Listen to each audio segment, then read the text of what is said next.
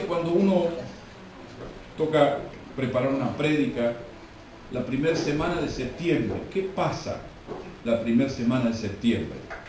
Es como que uno tiene una idea de que va a empezar un periodo nuevo, y lo bueno de las vacaciones es que uno a veces las disfruta y otras veces no tanto, y no sé por qué esto no funciona, pero vamos a ver.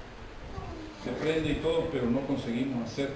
A ver si habrá dos pilitas por las dudas, porque no están funcionando. A ver. Aquí. No. Vamos a ver. Vamos a intentar cambiarlo. ¿Sabes que normalmente, así como en Sudamérica, a inicios de marzo, inician las actividades, inicia el colegio? Aquí sucede en septiembre. Hay algo muy interesante, y es que durante el mes de septiembre se empieza como a normalizar la situación, ya terminan las vacaciones, y no solamente tiene que ver con el colegio, sino que también tiene que ver con las diferentes actividades. Allí está, mire, ¿cómo usted regresa del banco? Ay, ay, ay, ay. Todos nos sentimos identificados con don Ramón, ¿verdad? Todos nos sentimos identificados. Si uno me pregunta, ¿cómo se siente uno cuando termina la vacación? Así. Así, pésimo. ¿Eh? ¿Un niño? No. ¿Cuál es la cuestión? Yo creo que las empresas, los organismos del Estado, todo es como que durante julio y agosto se para todo. Y claro, nosotros que vivimos en una zona turística lo notamos aún más todavía, porque se duplica, triplica la cantidad de gente, no encontramos lugar donde estacionar, es todo un... Pero ¿cuál es la cuestión? Llega la última semana de agosto y empieza como a bajar, y la primera semana de septiembre llegamos a la normalidad. Todos, jóvenes, niños, ancianos, adultos, cristianos, no cristianos, budistas, todos. Empezamos de alguna manera septiembre y empezamos un tiempo diferente. Los niños empiezan otro periodo escolar, en las empresas tenemos otras posibilidades de trabajo, y yo quisiera empezar este año, perdón, mi garganta no me acompaña,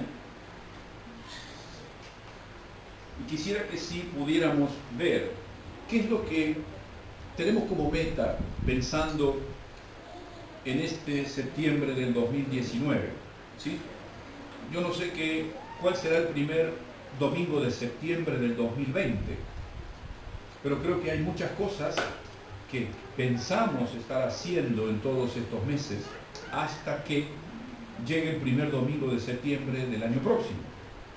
Tenemos 365 días por delante. ¿Cuántos acontecimientos vamos a vivir?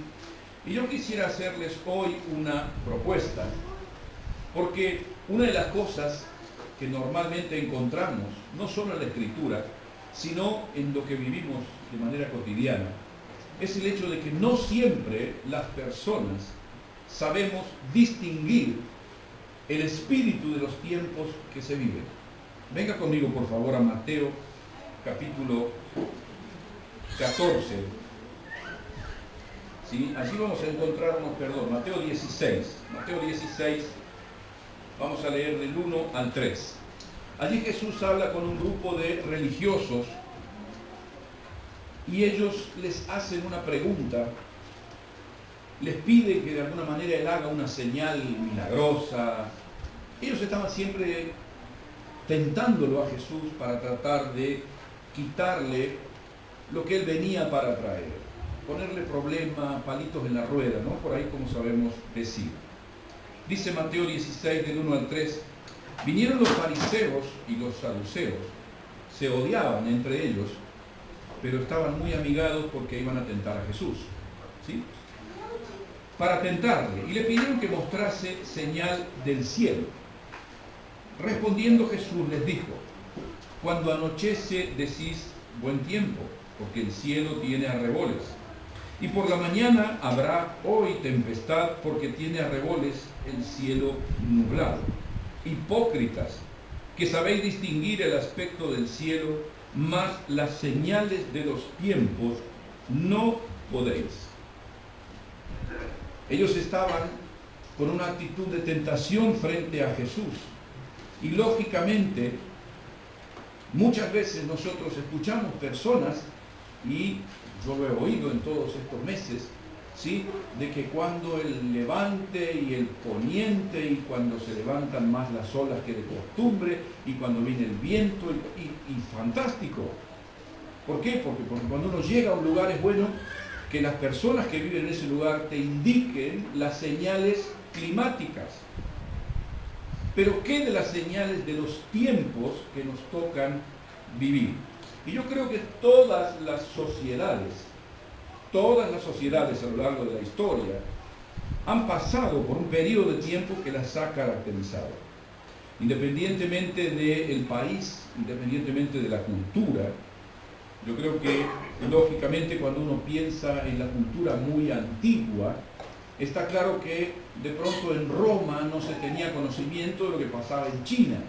¿Por qué? Porque no había YouTube en aquella época, ¿sí? Los chinos no tenían ni la menor idea de lo que pasaba en Roma, y lo que pasaba en Roma no tenían ni idea de lo que estaba pasando en Sudamérica. Hoy sí lo sabemos. Tenemos muchas más posibilidades de ver cuál es el espíritu de este tiempo histórico que nos toca vivir. Yo hice una pequeña reseña de qué es lo que el siglo pasado y hasta este tiempo nosotros podemos conocer como algunas épocas que fueron marcando nuestra sociedad, ¿sí? Simplemente cuando uno piensa en los años locos, los años 20, termina la Primera Guerra Mundial y claro, la gente simplemente en Europa festejaba que estaba vivo. Habían muerto millones de personas. Eso le dio puerta de alguna manera a una manifestación indudablemente de euforia y que llevó a la gente a vivir de manera alocada. Por eso se conoce como los años locos, los años 20. Los años 30 fueron marcados de alguna manera, final de los años 20, inicio de los 30, por lo que se conoce como la Gran Depresión, que termina de alguna manera, de la manera más horrible, pensando en que justamente, no sé si ayer o hoy, se celebran los 80 años en que Alemania invade Polonia. La Segunda Guerra Mundial marcó, dividió el siglo en dos, por 6 años de muertes y demás cosas. En la década de los 50 es como que de alguna manera no se volvió a los años locos por un tiempo, hasta que llegamos a los 60 y nos encontramos con esta famosa frase, ¿sí? Sexo, drogas y rock and roll, ¿sí? Esta es la frase que caracterizó a los años 60, ¿sí? La llegada de los hippies, los consumos ya bastante masivos de drogas, de alcohol, de sexo ilícito, y libertades que terminó en un libertinaje y que solo sabe Dios dónde va a ir a terminar. En los años 80 pasa algo increíble también y que tiene que ver con la era de las comunicaciones, ¿sí? Tiene que ver con los ordenadores. Definitivamente yo recuerdo que hace un tiempo atrás leí un estudio hecho por un economista de los años 80, donde él decía que lo que iba a pasar con la llegada de las computadoras era que las personas iban a trabajar 5 o 6 horas por día porque las computadoras iban a hacer su trabajo. Poco profético. Las computadoras ocupan el lugar de cientos de personas y esos cientos de personas están desocupadas. Eso es lo que ha pasado. ¿Por qué? Porque es más fácil arreglar una computadora que arreglar una persona, ¿sí? Las computadoras no se enferman, las computadoras no tienen familia, las personas tenemos problemas, la computadora se rompió, tírala. No sirve, no importa, tírala, ¿sí? Nos llegamos de alguna forma a través de este recorrido a lo que podemos encontrar en el siglo XXI con la masificación de Internet, las redes sociales, ¿sí? Las redes sociales que indudablemente muestran uso y abuso de lo que una persona es capaz de llegar a hacer. Una línea de pensamiento de una sociedad que está totalmente centrada en sí mismo. Una línea de pensamiento que cuando uno mira una fotografía, uno no sabe si es verdad o si hubo Photoshop. Hay una pequeña historia de esta mujer. Es una influencer, no sé si se dice así, o influencer, no lo sé. Es decir, la castellanización de la palabra influencer es el que influencia sobre los demás. ¿Sí? Aunque usted no lo crea, es la misma persona. Es la misma persona.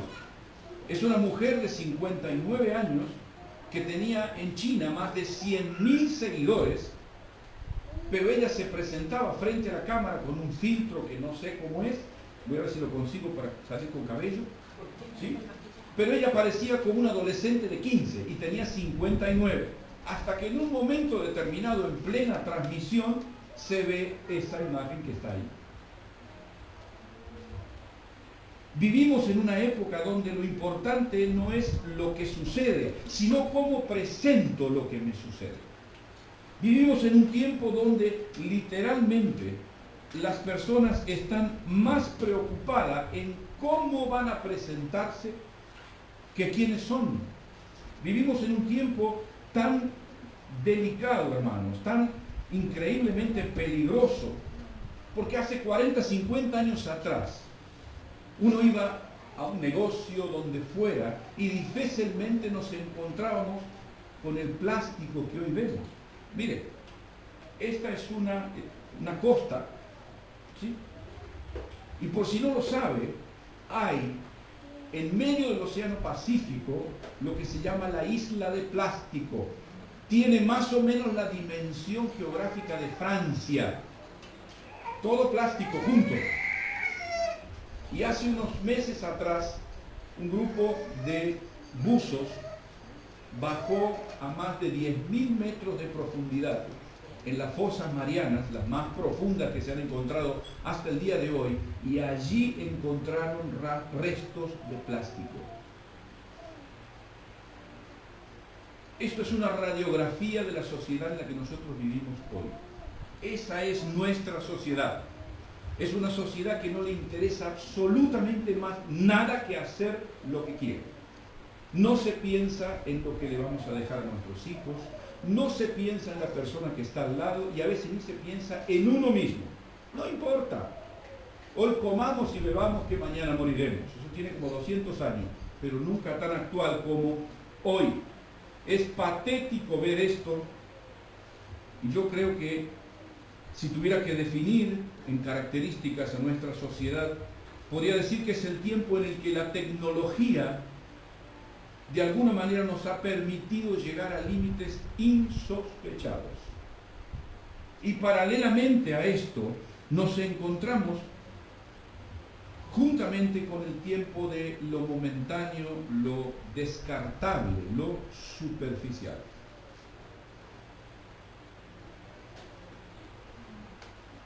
Y creo que no saber leer esa realidad, no saber reconocer que vivimos tiempos peligrosos, puede verdaderamente ser muy peligroso para nosotros y mucho más aún para nuestros hijos. Por una sencilla razón: si nosotros no los preparamos, el diablo se los va a comer. Y de hecho, tristemente en algunos casos ya se los está comiendo. Yo creo que nuestra sociedad tiene una responsabilidad con lo que está pasando y nosotros como iglesia tenemos la necesidad histórica. En este tiempo cantábamos al principio, somos el pueblo de Dios, somos un pueblo especial. ¿Para qué? ¿Llamados para qué? Para anunciar las virtudes de Cristo. El mensaje del Evangelio debe ser anunciado a tiempo y fuera de tiempo. Debe ser dicha la verdad, se enoje quien se enoje, le guste a quien le guste. Vivimos en un mundo que defiende de una parte la vida dentro de un huevo, porque ahí hay vida, pero no hay vida en una mujer embarazada. Seguramente algunos de vosotros habéis tal vez leído de un grupo de personas aquí en España que son veganos, no me acuerdo cuánto, que han decidido en un gallinero separar a las gallinas de los gallos para que no las violen. Es verdad, hermano, búsquelo, por favor. Búsquelo. Separar a los gallos de las gallinas para que no las violen.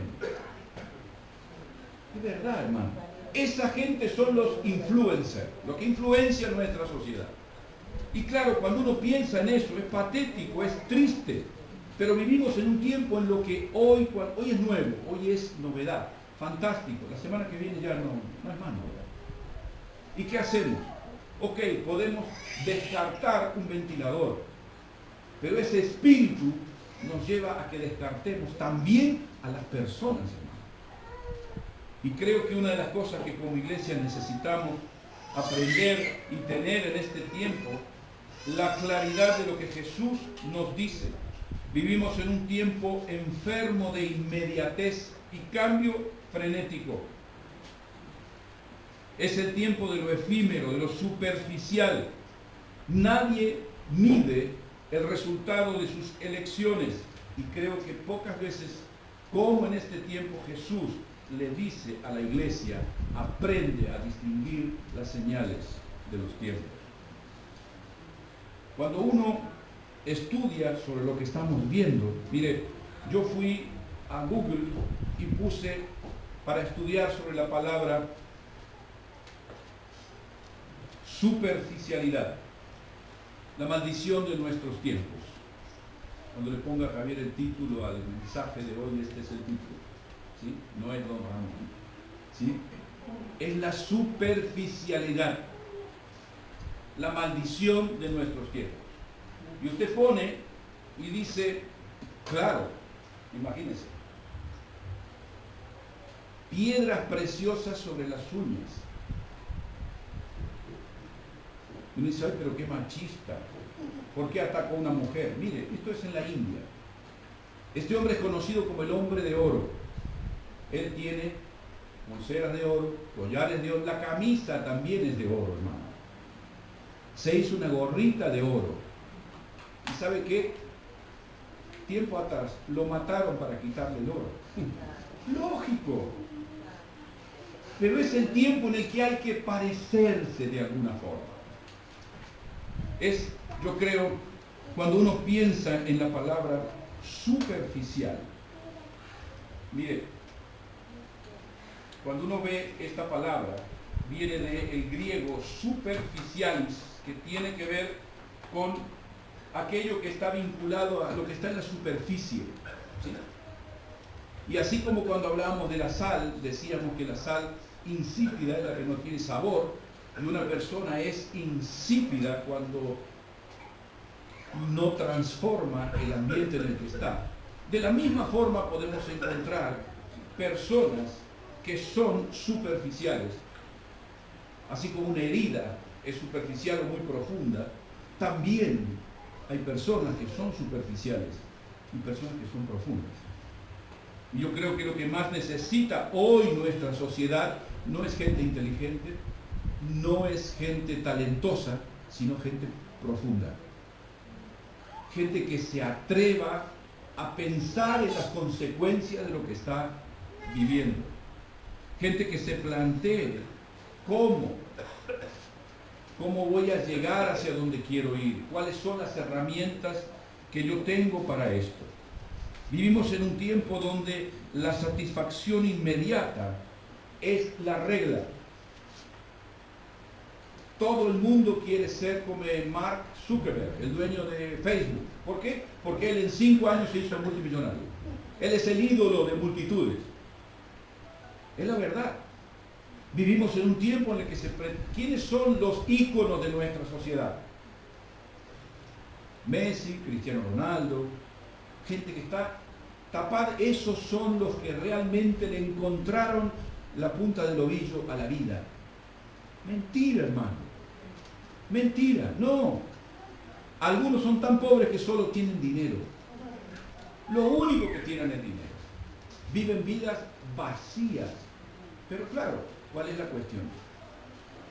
Cuando uno lee en la Escritura que Jesús enseña, no podéis servir a dos señores, Jesús llama Señor al dinero.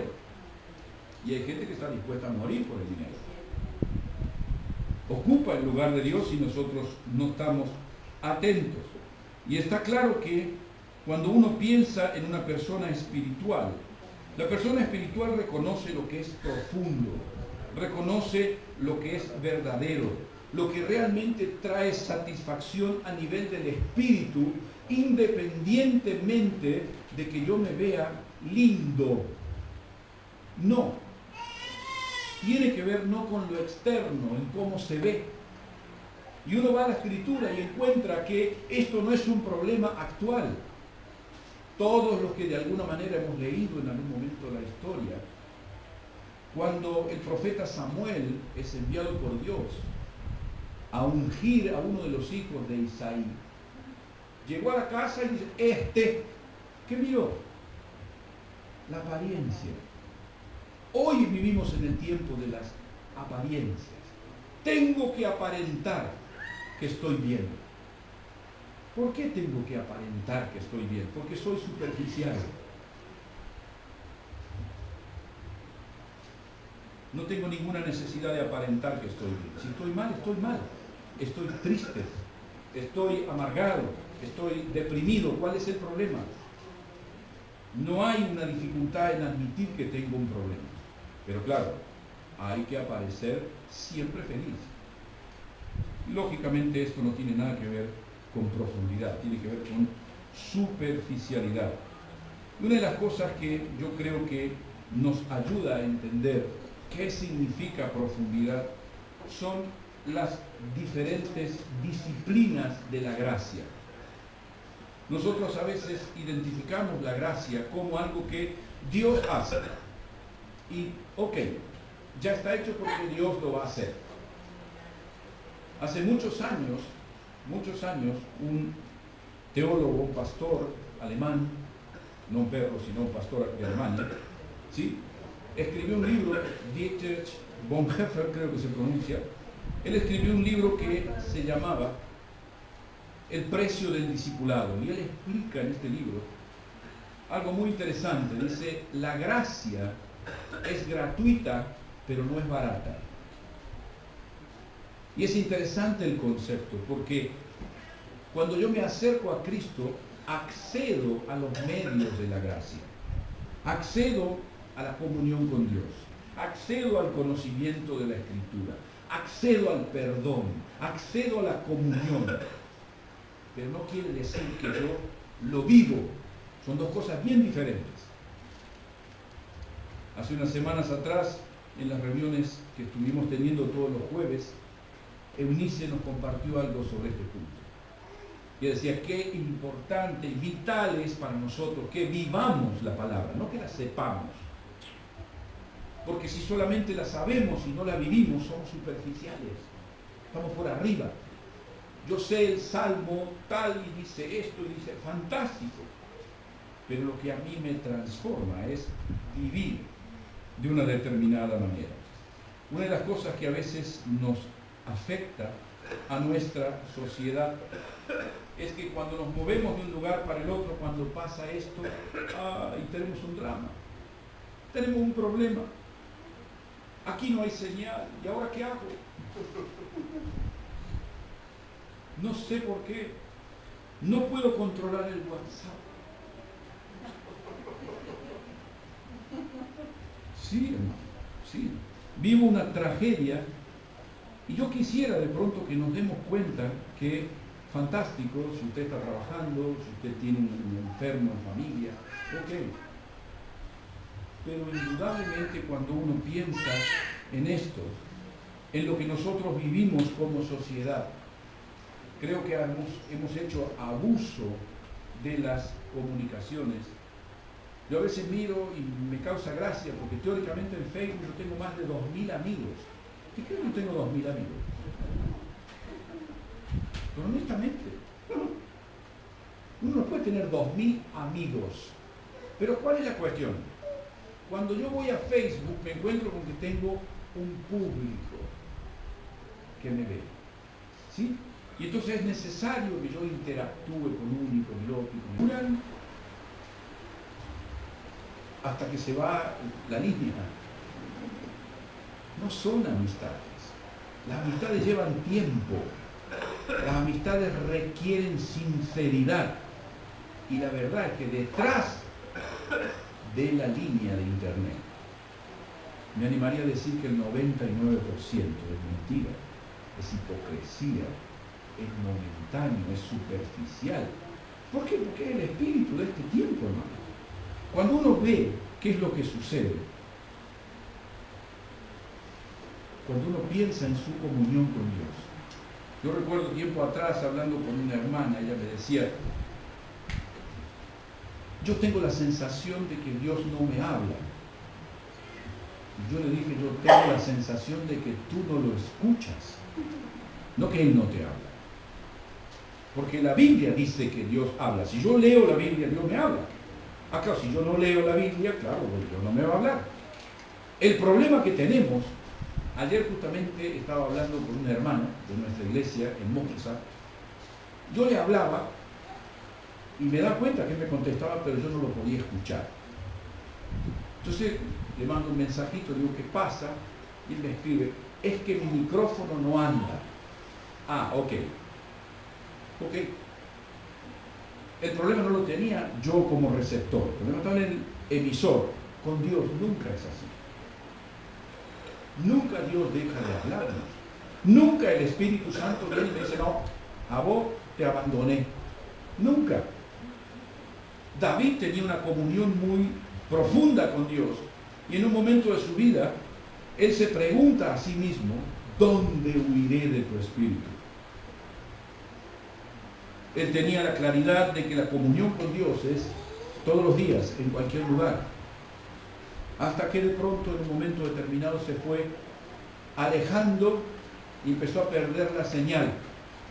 Y cuando perdió la señal apareció Betsabé bañándose en la vereda de enfrente. Sabemos cómo terminó la historia. ¿Sí?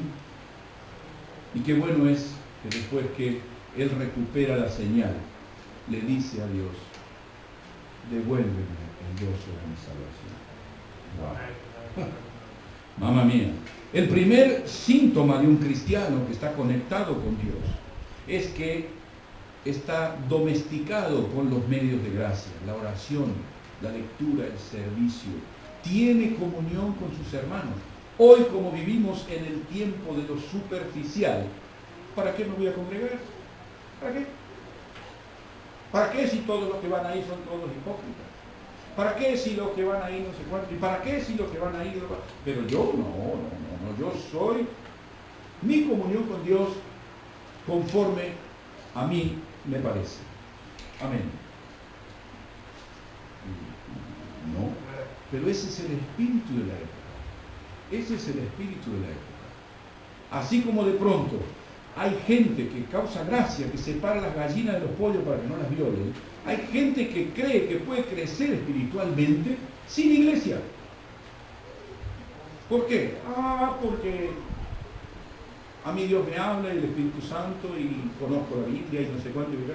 Y no. ¿Por qué? Porque la profundidad con Dios se vive. Juan lo tiene muy claro. Él dice, ¿cómo podéis decir que amáis a Dios a quien no ves si no amas a tu hermano a quien sí ves? Cambia la palabra amar por relacionarse. ¿Cómo te vas a relacionar con Dios al que no ves si no te relacionas con tu hermano al que sí ves? Pero claro, relacionarme con mi hermano tiene que ver con que yo me expongo. Le permito a otro que me conozca. Establezco una relación. Como no quiero eso, elijo vivir de manera superficial. Y es muy triste. Y yo creo que, como cristianos, yo no creo que ninguno de nosotros diga, a mí no me interesa que Dios me hable. Si a usted no le interesa que Dios le hable, yo le digo que tiene un problema serio. Serio. Por una sencilla razón. Yo creo que una de las cosas que muestran, venga conmigo por favor, vamos a leer juntos, algo que Pablo nos enseña en la segunda carta a los Corintios. Él habla de algo muy interesante, porque lo que allí estaba sucediendo en la iglesia de Corinto, imaginaos que la primera carta que Pablo escribe a los Corintios, había un hermanito de la congregación, ¿sí? 1 Corintios capítulo 5, había un hermanito de la congregación que era amante de la mujer de su padre, y nadie decía nada. ¿Por qué? Porque no hay que juzgar. No sé si le suena esa palabra. No hay que juzgar. Mi hermano, Pablo tiene que decirlo. Por favor, tomen cartas en el asunto. Pero ellos se creían espirituales. ¿Por qué? Porque uno hablaba en lengua, porque el otro tenía profecía. Cualquier parecido con la realidad es pura coincidencia. Y uno se pregunta, ¿qué pasó? Pasó que pasaron 2000 años, pero el espíritu del hombre no ha cambiado. Y creo que no distinguir los tiempos nos puede llegar a no ver esto. Y Pablo era literalmente atacado por los corintios. Segunda Corintios es una carta donde Pablo debe defenderse de que él no tiene malas intenciones, de que Dios lo llamó, de esto y del otro. ¿Por qué? Porque el espíritu de los corintios y el espíritu de este tiempo son muy parecidos.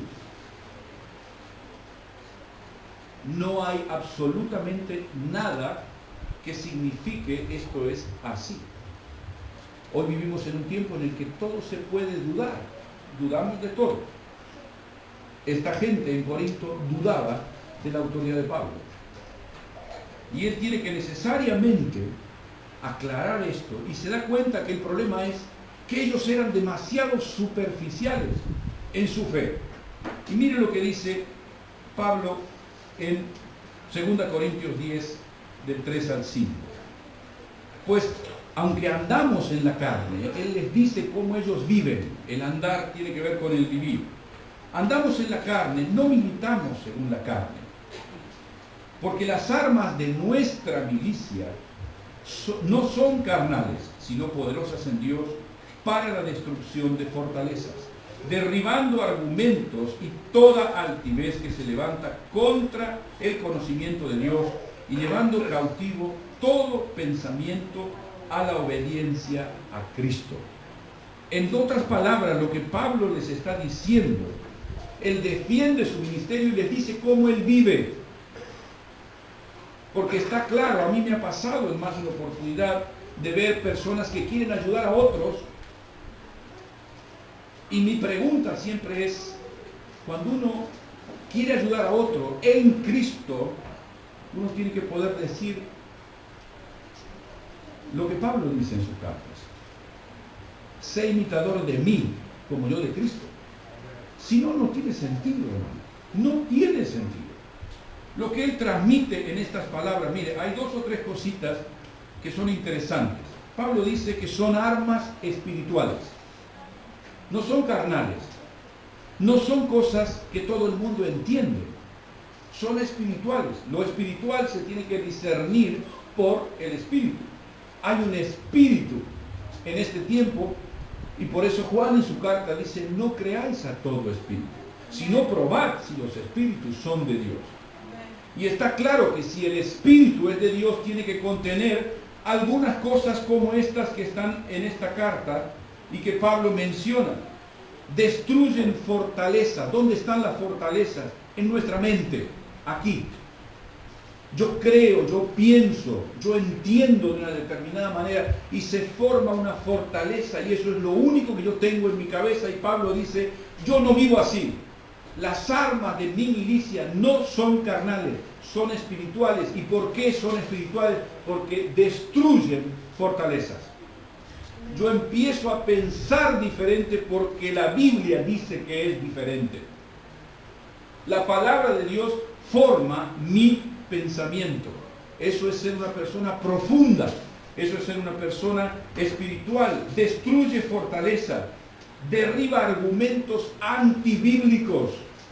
Es muy triste, hermanos, encontrarnos de pronto que a veces escuchamos: yo soy cristiano, pero cuando la Biblia dice esto, bueno, yo no lo veo para la antigüedad.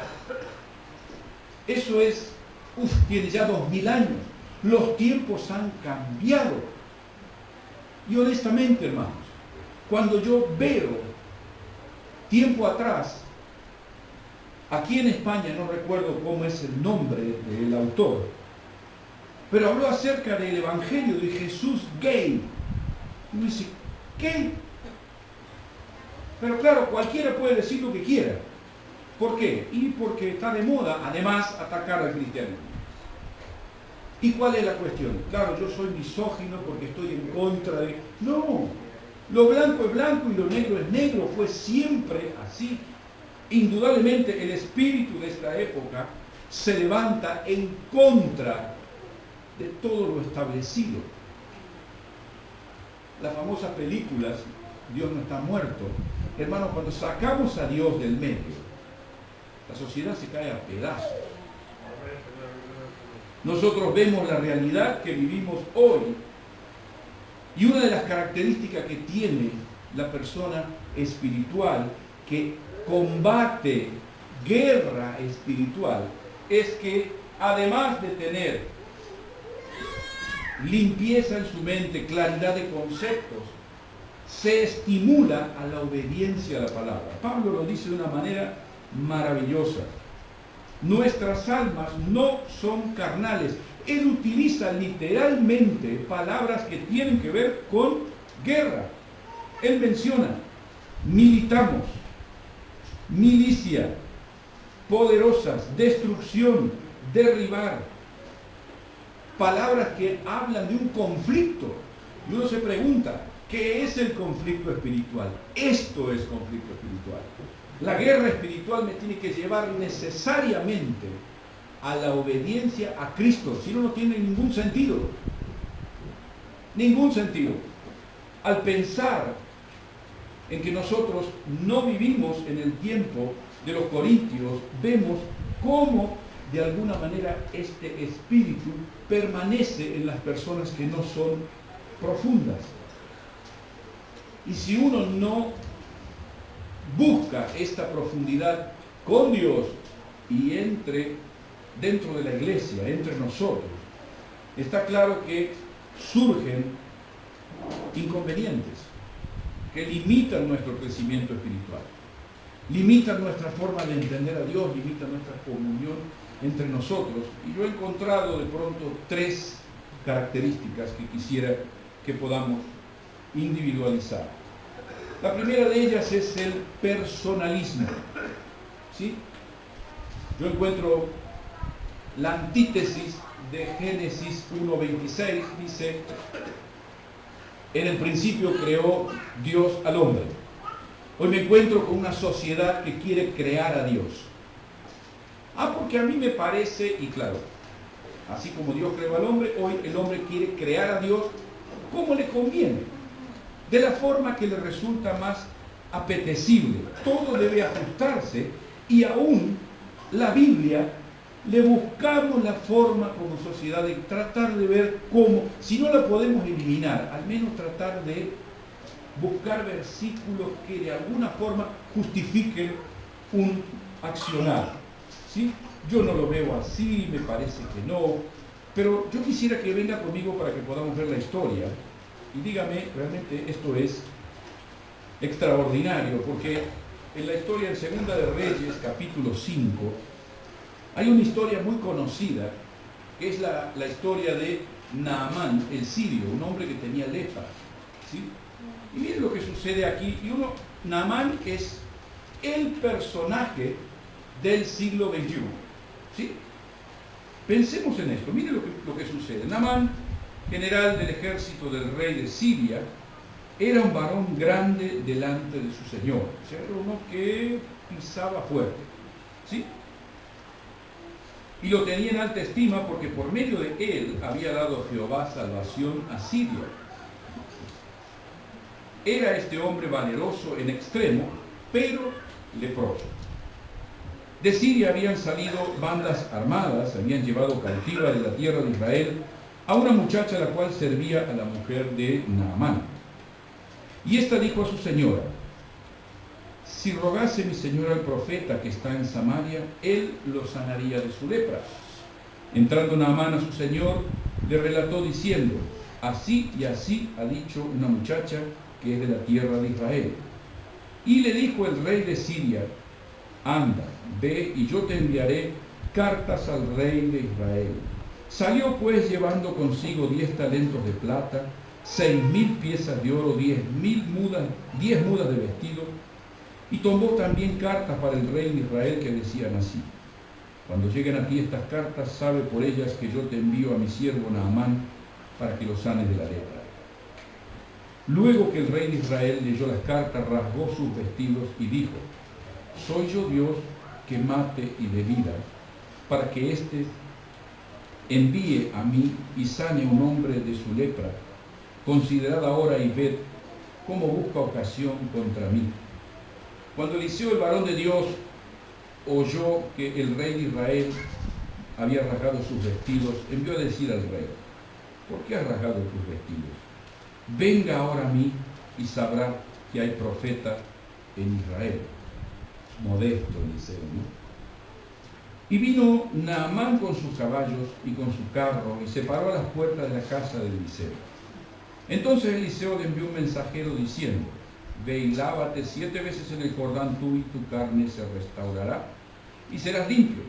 Y Naamán se fue enojado, diciendo: he aquí, yo decía para mí, saldrá el fuego, y estando en pie invocará el nombre de Jehová. Saldrá él luego. Préndeme la luz aquí, por favor, porque no alcanzo a ver bien. Saldrá él luego, y estando en pie invocará el nombre de Jehová su Dios, y alzará su mano, y tocará el lugar, y sanará la lepra. Ok, ahora sí, gracias. Abana y Farfar, ríos de Damasco, ¿no son mejores que todas las aguas de Israel? Si me lavare en ellos, ¿no seré también limpio? Y se volvió y se fue enojado. Mas sus criados se le acercaron y le hablaron diciendo: Padre mío, si el profeta te mandara alguna gran cosa, ¿no la harías? ¿Cuánto más diciéndote: lávate y serás limpio? Él entonces descendió y se zambulló 7 veces en el Jordán, conforme a la palabra del varón de Dios, y su carne se volvió como la de un niño y quedó limpio. Uno estudia esta historia y realmente tiene tintes muy cómicos, muy cómicos. ¿Por qué? Porque nos encontramos con un hombre que está leproso, pero él era un hombre importante. Este era importante, no se hacía importante, este era realmente importante. Y él se hizo una idea de cómo Dios lo iba a sanar. Es interesante que el rey de Siria manda a Israel y le manda dinero y esto y el otro. Es como que de alguna manera pensaba que iba a comprar el favor de Dios con dinero. ¿Sí? Lo interesante es que cuando llega este hombre a la casa del profeta Eliseo, ahí pasa algo muy extraño. Él dice: el profeta va a salir, pero el profeta no sale, se queda adentro, manda a un criado, y ya no le gustó. Y no, yo soy un hombre importante. ¿Cómo es que no viene el profeta? El profeta debería venir hacia donde yo estoy, poner su mano encima, orar, y Dios me va a sanar. Ese es el plan. ¿Cuántos dicen amén? ¿Sí? Nada de eso sucedió. Eliseo ni siquiera salió, y dice la escritura que Naamán se fue enojado. Y si usted se pone a pensar, él dice: Abana y Farfar, ríos de Damasco, no son mejores que todas las aguas de Israel. ¿Por qué me tengo que lavar en este río si yo tengo otro más limpio? ¿Por qué me tengo 7 veces me tengo que sumergir al río? ¿Por qué no 5? ¿Y por qué no 3? Dígame si no he escuchado en alguna oportunidad gente que piensa de esta manera. Yo he escuchado tantas veces esta historia. No la historia de Naamán. Gente, ¿por qué? ¿Y por qué esto? ¿Y por qué aquello? No, porque porque yo lo veo de una manera diferente. Y uno dice, ok. Y es muy cómico lo que dice el versículo 13. Viene la criada y le dice una cosita: llegar a perder si usted va y hace lo que le dijo el profeta. ¿Qué puede llegar a perder? Y claro, Naamán pensó, antes leproso que humillado. Mira si yo voy a obedecer al criado. Y se quedó como estaba. Y claro, después entró a mirar un poco las manos y vio que, ¿y qué puedo perder? Y fue y se sanó. ¿Se sanó por qué? Porque obedeció, simplemente. Pero claro, él era importante, él era reconocido, él tenía un alto nivel de autoridad, era un hombre influyente. Sin duda, tenemos que tener mucho cuidado cuando nos acercamos a Dios, de adaptar para nosotros el método de Dios y no pretender que Dios se adapte a nuestros métodos. Porque indudablemente podemos quedar leprosos por muchos años. ¿Sí? Una segunda cosa, además del personalismo, es el miedo. El miedo me impide tener comunión con Dios y el miedo impide que yo me acerque a las personas.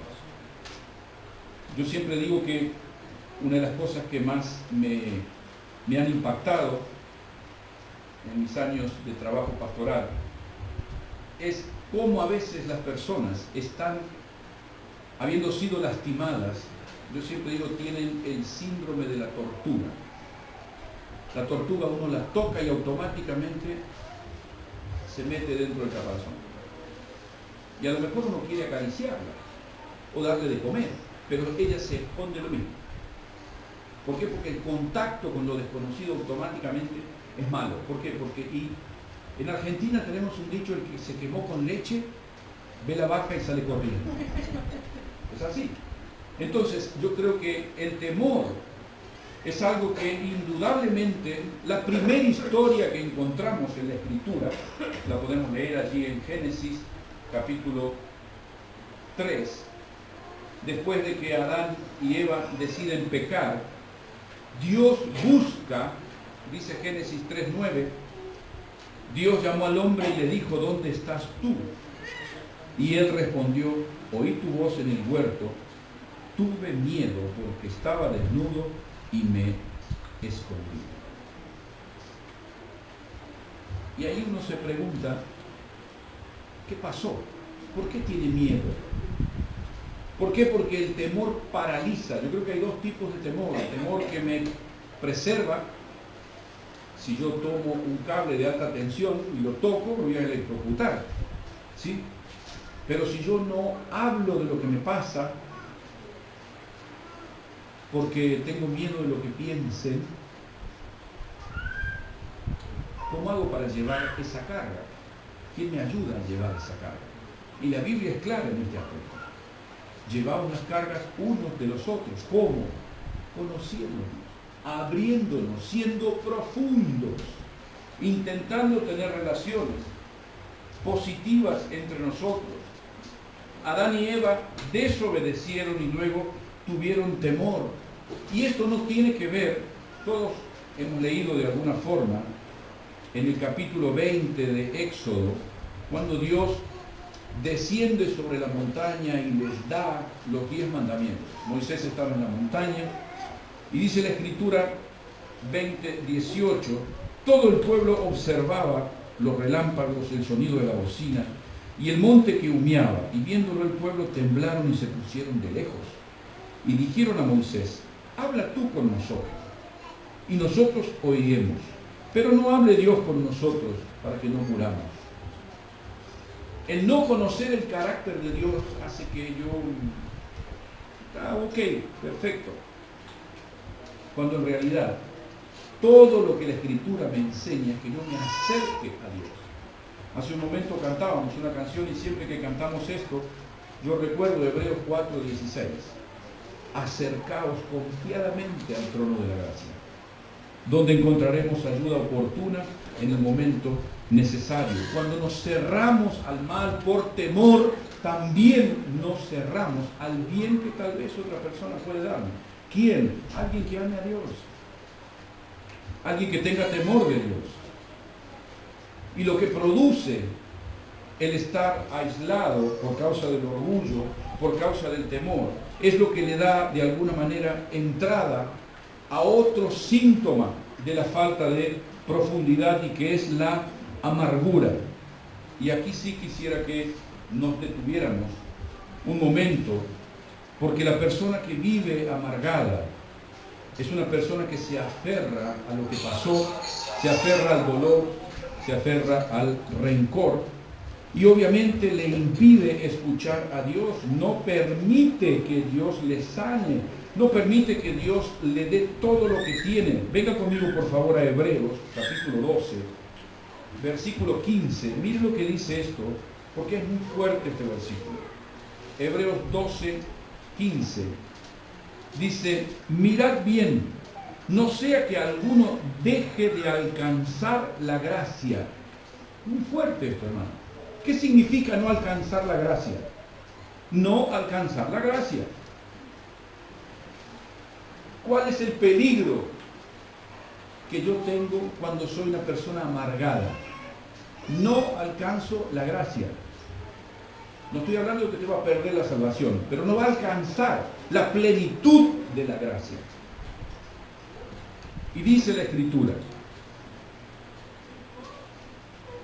que brotando alguna raíz de amargura os estorbe y por ella muchos sean contaminados.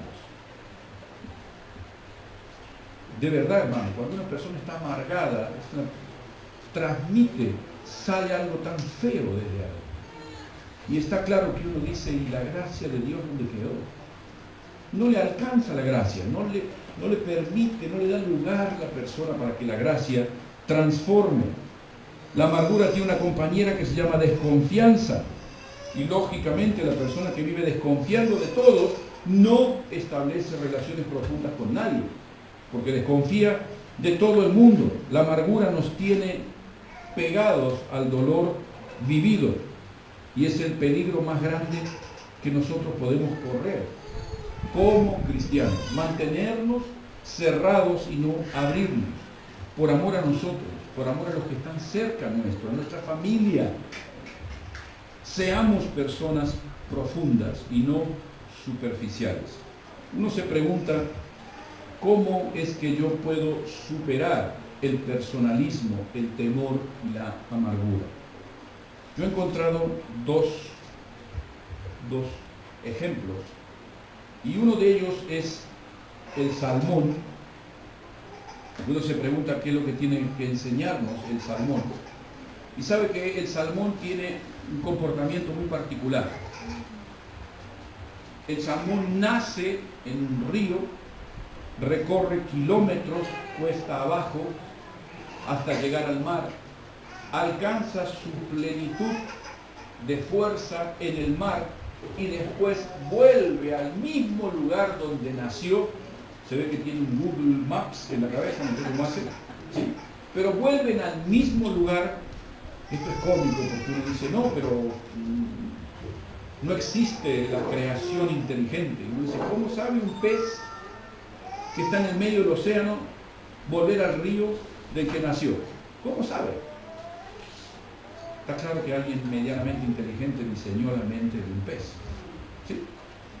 Pero es interesante que cuando él está allí, él dice: ahora tengo el vigor como para volver. Y empieza su viaje de vuelta, nadando contra la corriente, porque cuando se va para el mar, el río lo lleva. Pero volver tiene que ir en contra de la corriente. Y creo que eso es lo que nosotros tenemos que hacer. Tenemos que parecernos al salmón, ir en contra de la corriente. Lo que cantaba Linda hace un momento: mirá quiénes son mis héroes. Josué es mi héroe, Pablo es mi héroe, no Justin Bieber, no, Jesús es mi héroe. Jesús es quien me inspira, Bernabé me inspira. Ahora, cuando nosotros vemos lo que sucede con estos animales, ellos literalmente vuelven, y estudiando sobre este punto, me encontré con que en Asturias, no sé en qué lugar, pero en Asturias, han construido un dique que tiene 17 metros de altura. Han puesto una represa hidroeléctrica. Imagínense cómo hacen los salmones para subir 17 metros.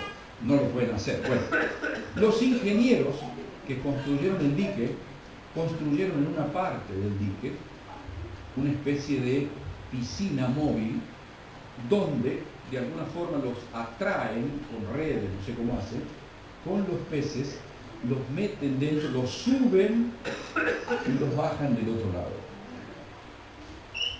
Yo leía esto y dije, esto es para nosotros.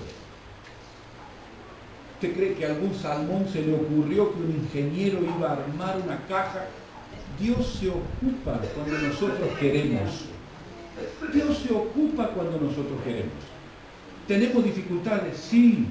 ¿Tenemos inconvenientes? Sí, ni lo dude. Pero yo creo que cuando nosotros nos atrevemos a creerle a Dios, a tomar decisiones importantes en base a lo que la Escritura dice, aquí tenemos una parte muy importante. Decidimos y somos disciplinados. Disciplina literalmente es hacer lo que tengo que hacer cuando lo tengo que hacer, aunque no lo quiera hacer. Esto es ser disciplinados. ¿Por qué? Porque con la gracia tengo los elementos, pero cuando yo decido y me esfuerzo, logro todo lo que Dios tiene preparado para mí. Yo creo que podemos nosotros cambiar la superficialidad en la que se vive en nuestra sociedad.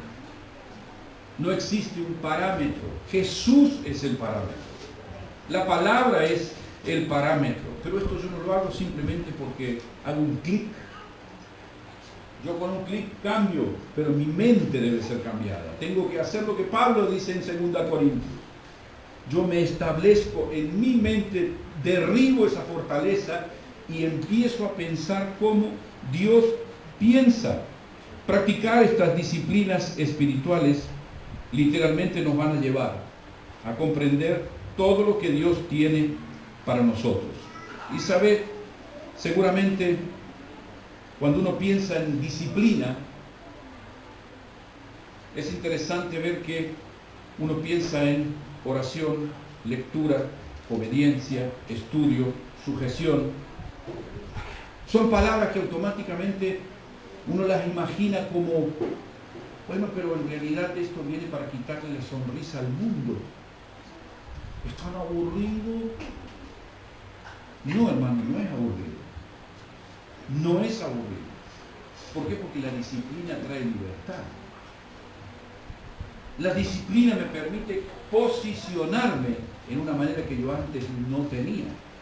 Y hay una historia que yo quisiera compartir con vosotros muy cortita, y es la historia de Demóstenes. No sé si ustedes saben quién es Demóstenes. ¿Sí? Demóstenes es el padre de la dialéctica. Demóstenes es el orador por excelencia. Demóstenes vivió en la antigua Grecia y él tenía dos características. Mire, huérfano a los 7 años y tartamudo. Y uno dice, ¿pero cómo? El orador más famoso era tartamudo, ¿cómo era la cuestión? Cuando muere su padre, Demóstenes, queda a cargo de 3 parientes de su padre. Su padre era una persona bastante de una buena posición. Cuando Demóstenes llega a los 18 años, se da cuenta de que sus tutores han gastado toda la fortuna de su padre, y su primer discurso tiene que ver con reclamar lo que le habían robado. Una de las personas que estaba en el lugar, como él era tartamudo, le dijo algo muy significativo: coloque aire en sus pulmones y no en su cerebro. Imagínense, casi agresivo. ¿Sí? Entonces, esta ofensa hizo que él se propusiera hablar bien. ¿Cómo lo logró? Usted lo ve ahí, al lado del mar, ¿sí? Él se iba durante la noche, colocaba piedras dentro de su boca, e intentaba hablar de forma tan elocuente y tan altisonante que él pudiese escuchar la voz aún con el ruido de las olas. Él hizo eso durante un buen tiempo, superó su tartamudez y se convierte en el orador más importante del mundo antiguo. Y uno dice, pero ¿cómo? ¿Qué fue lo que transformó la vida de este hombre? Disciplina. Decisión y disciplina. Yo creo que cuando nosotros conscientemente nos acercamos a Dios y queremos transformar nuestra propia vida, es un trabajo, es pesado, puede ser complicado, pero indudablemente es la forma en que nosotros podemos recibir todo lo que Dios tiene a través de la gracia para nosotros. Nosotros con Susana hemos preparado un curso en el que compartimos acerca del liderazgo, la formación de los líderes, y siempre mi planteo es el siguiente: nunca nadie espere que yo sea perfecto, porque no lo soy, ¿sí? Pero nunca nadie deje de exigirme que yo sea íntegro. Esa es la cuestión. Yo puedo ser pecador, pero no puedo dejar de ser íntegro. Esa es la cuestión. ¿Por qué? Porque mi disciplina me empuja a ser íntegro delante de Dios y delante de las personas. Esa es la cuestión. No dejo de ser un pecador, pero quiero ser íntegro. ¿Por qué? Porque cuando yo voy a la primera carta de Pablo a Timoteo, lo primero que Pablo dice respecto de los obreros, él dice, es necesario que el obispo, el líder, la persona representativa, sea irreprensible. No perfecto, pero sí irreprensible. Y esta es la cuestión. No es una cosa que uno logra de una semana para otra. Son años de querer agradar a Dios. Y uno después come los frutos, o de una cosa o de la otra. Sin profundidad, difícilmente podamos recibir todo lo que la Escritura tiene para nosotros. Santiago dice, quiten de su vida todo lo malo. No dice, Dios va a quitar todo lo malo. No. Yo lo tengo que quitar. ¿Cómo? Con disciplina. Con disciplina. Obedeciendo a Dios. Y sí creo, de alguna manera, que sirve como para que podamos terminar, lo que Pablo dice en la carta a los Efesios. Y es algo que todos debemos hacer.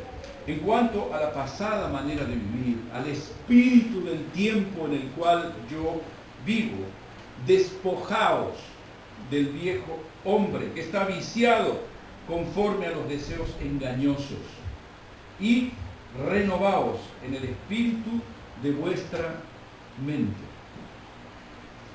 Renovaos en el espíritu de vuestra mente, vestidos del nuevo hombre, creados según Dios en la justicia y santidad de la verdad. Yo creo que todas estas cosas son elementos que a mí me permiten decir, el primer domingo de septiembre yo quiero verme diferente. Yo quiero verme más profundo. Yo quiero superar estas barreras que la sociedad me impone y mejorar mi relación con Dios y mi comunión con mis hermanos. Es una decisión que yo tengo que tomar y que yo le aliento, hermano. Estamos en un tiempo muy difícil, muy complicado. No se dejen llevar por este tiempo. Aprendamos del Salmón, aprendamos de Demóstenes. Digámonos a nosotros mismos, yo no quiero ese molde, yo quiero otro molde para mí. Yo quiero otro molde para la iglesia. Porque entiendo que esta es la voluntad del Señor para nosotros. Amén.